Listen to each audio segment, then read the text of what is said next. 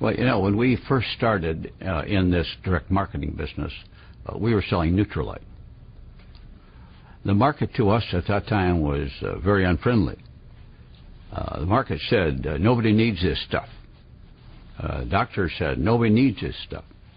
And those are objections we had to overcome, was to create the need for the product. When we started Amway, we tried to get products where we didn't have to explain the need. We just said, here's a product that'll keep the dust off the floor. Here's a product that'll wash your clothes better. We didn't have to tell them why they had to wash their clothes and that was a good idea or any of that stuff. So all we had to do was sell a product. Our only problem in our business today is getting people to present the product. Now, people say yes or no for various reasons. Sometimes they can't afford it. Sometimes they don't want it. Sometimes they don't like you. Sometimes they're not ready for it. It's a timing issue oftentimes. There's a time when people are ready, for example, to listen to the plan, and there's a time when they couldn't care less. There's a time when people are open to your suggestion to try a new face cream or a new cosmetic product or to take Neutralite. There's a time when you can talk to them. So, you know, people get down on themselves because they say, I didn't do a good job. If I only presented it different. That's got nothing to do with it. It just says that you and the customer don't mesh.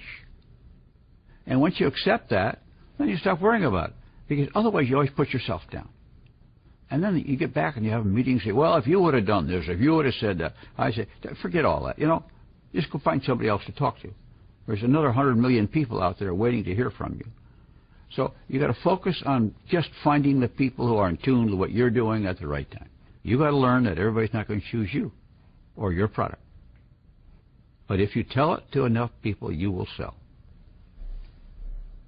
I used to have a stack of cards in my desk drawer when we were just starting of all the distributors that we had personally brought in the business who quit. And a little stack of distributors who stayed. And I used to take the two stacks out and say, look, these are all the ones who, sometimes I drop them just to magnify how many of them there were, who got in with us and quit. And these are the ones who stayed. So you learn to live with the fact that a lot of people don't want to be in what you're in. That doesn't mean your deal is bad or that you're bad. It just means that it's not their deal. And when you go out to present something and they reject it, then you feel like you failed. And you get a failure attitude that this business isn't any good, the products aren't any good, nobody wants them. Everybody says I can't sell, but every time you go out socially, you're making conversation, you're talking, you're selling each other ideas. You know, anybody can sell because you're doing it all the time. You're trying to sell your kids on getting home on time, or you're trying to tell your kids to study harder. You know, you're selling every day, everywhere. The only difference is now you're going to get paid for it. But you are a salesman. You know, let me just go back on how Jay and I started in this business. When we started, we had to have 25 Neutralite customers on Neutralite Double X because the only product we had to sell was Neutralite Double X. Neutralite had one product in one size, and it cost $20, and that's why they called it Double X. And we believed in the concept of the plan. It wasn't nearly as good as our plan, nearly as sophisticated, nearly as many bonuses, but nevertheless, we believed in this marketing system of being able to build a business of our own. We wanted a repeat business. And that's what we loved about Neutralite. Every month they bought another box. Over and over. So you could head in life that way. If you build a customer and they keep buying, then you get more customers and they keep buying, and pretty soon you got a real business. That's what we have today. And so in cosmetics, you reuse them. In household products, you reuse them.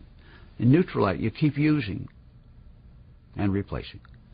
Customers are a lot easier to get than to get an effective distributor. They're everywhere. Anybody can say, yeah, I'll try that. I'll buy that. That's okay. So if they don't like that, talk about another thing. Say, you know, I got 3 basic offerings. But I'd like to really talk to you about this one because I think this is the one that's more of interest to you. And if it goes to the other one, then talk artistry. And if they go elsewhere, talk household. But the distributor, the person who's selling, only has to know a little bit about each one of these products. And the other stuff, well, they'll see it when they flip through your catalog. You focus on selling Neutralite, Double X, or the starter brand, I don't care. You talk to them in terms of trying the lipstick or trying some special cream that you like and you think it's great, and you talk to them about LOC and all the features of LOC. And say, try it. You might like it. The company has the responsibility of making the very best products with a good sales pitch for them.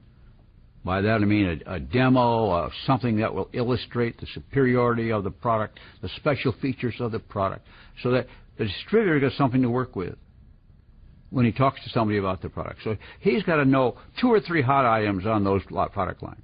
And he can start talking about Neutralite, and he knows Neutralite, farms, quality, 60-year history, old-time established company that knows how to make these things, running big farms, 3,000 acres here and 1,000 here and 1,000 there. This company grows its own goods. That's all you got to know.